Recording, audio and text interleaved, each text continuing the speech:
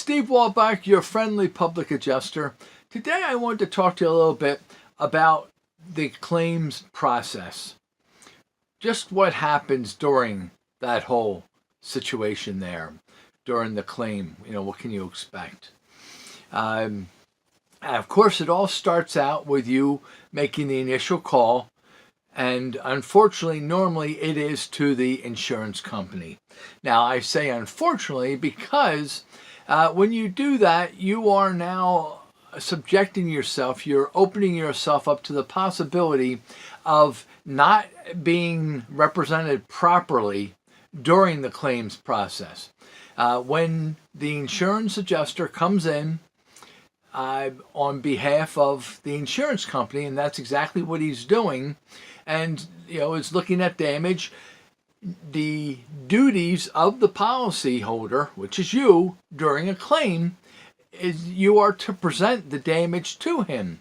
Well, he knows that normally the homeowner has no idea of what the heck that language is to begin with, and number two, how to go about actually doing that. So they take the lead. They will go and ask, so what happened? Okay, where is the damage? And they will go in and make their assessment. They will do their scoping. That's what's known as a job scope or a field scope of the property. And at that time, the proper way for things to happen would be is that you're going to look at anything and everything to see what could have possibly been damaged. You need to reconstruct the crime, if you will. And when we say that, we're talking about obviously the loss.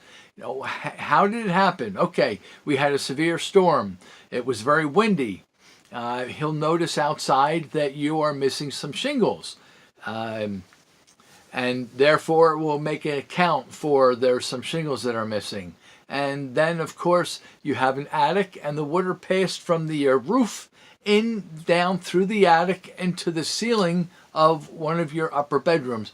With this one, for sake of argument, we'll say was the master bedroom. So now your master bedroom ceiling is wet. You actually have some water that has dripped into the ceiling fan light fixture. You not only have the ceiling fan, but you actually have a light attachment, and there's some water in there. So now when you look at all this, we need to, also, as that water has dripped through and had soaked that ceiling, you also notice that below the hardwood floor took on some water. And now that is actually starting to cup. It's curling and twisting. We call that cupping. That means that is damaged. Now, a lot of times the homeowners don't really notice that originally. And it may take some time for them to notice that. And perhaps say, geez, I didn't realize this was like this. And not be able to put two and two together. Now, the worst case scenario is that the insurance adjuster, with what I've just pointed out of different issues that took place, this is the worst case scenario. And this happens all the time, by the way. This is not just some, what if situation. This is actually facts of different cases that have taken place. And so the insurance adjuster will look and say, okay, well, we've got a couple of roofing shingles that are missing. So we're going to put in there that we need to replace 3 shingles. A lot of times they don't really comment on what's going on inside the attic, so they'll go right then to the roof, and the ceiling in that master bedroom, right? That's where we are, in the master bedroom. So now they'll take a look at that, and we'll need to dry out that fan. Let's see if we turn it on, it works. Okay, so that's fine.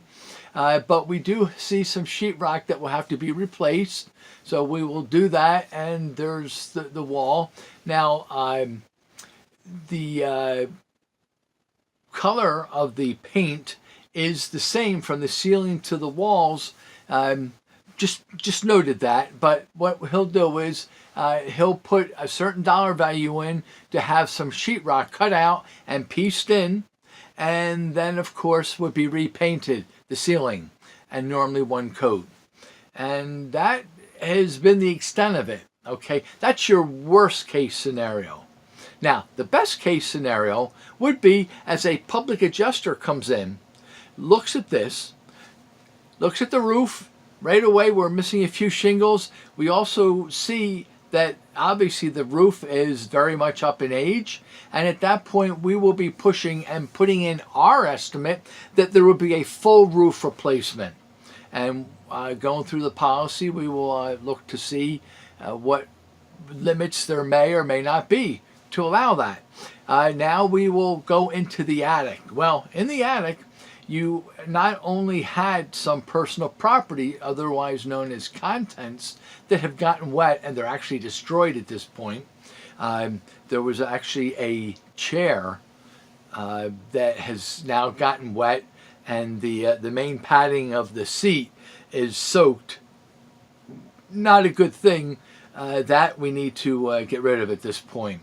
It was one of those recliners, and the mechanism is also starting to rust now, so that's been damaged. Okay, we have insulation in that attic. Well, there's a good bit of insulation.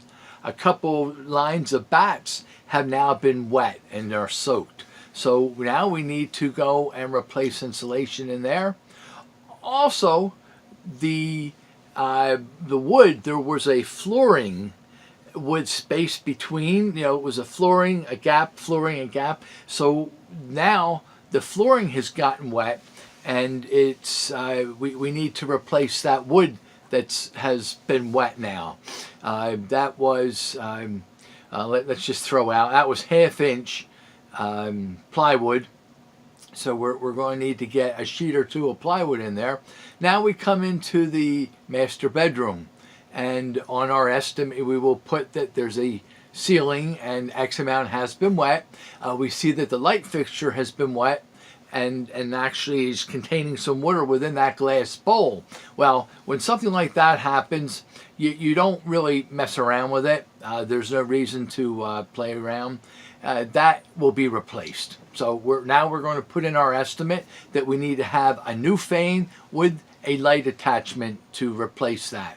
And of course that was a 5-blade fan, both reverse, and it was a remote control one. So we'll put that in our list. And now the ceiling is the same color as the walls, and therefore when we paint, we're going to actually get the total square footage of not only the ceiling but of the 4 walls as well.